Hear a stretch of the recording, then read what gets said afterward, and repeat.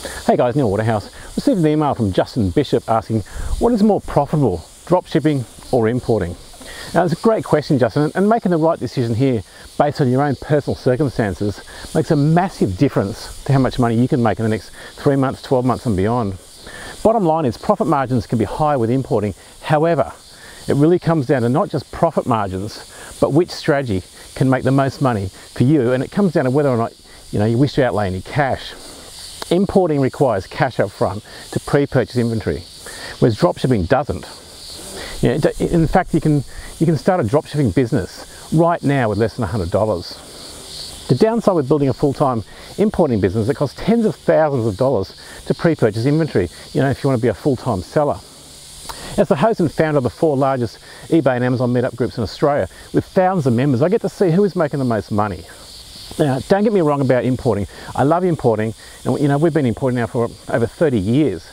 But when we started importing, over 30 years ago, it was tough getting the cash together. We had to go to the banks. We even had credit cards, and eventually we got our own house and stuff. Then we had to add that to our mortgage, etc., etc. Now, if you want to create a full-time online importing business, selling on eBay, Amazon, or your own website, or all three, you need to pre-purchase inventory up front.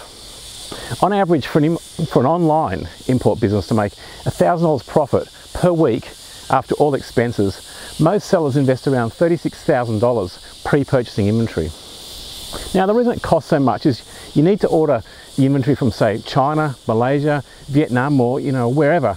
Pay a deposit, wait for the items to be manufactured. Most manufacturers don't keep the items in stock. Then have the items shipped to a freight forwarder in their country, i.e. China.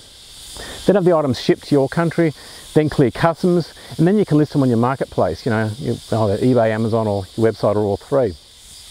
Then after the items, they're sold, you put the money back in the bank and repeat the cycle. This procedure, of course, is called a stock turn, and you want to aim for around 90 days per stock turn. That's the time from when you first place an order with the supplier to the time when you sell the last item. Now, lack of cash flow is what stops most importers from being able to scale up. They simply run out of cash, or they're not willing to invest more cash, so they can't pre-purchase more inventory. Normally, to double the size of an importing business, you need to double the amount of inventory. And this is where dropshipping comes into its own, and why more and more sellers and traditional bricks and mortar sellers are turning to the dropship model. With dropshipping, you don't need to pre-purchase any inventory up front, which means you're always cash flow positive.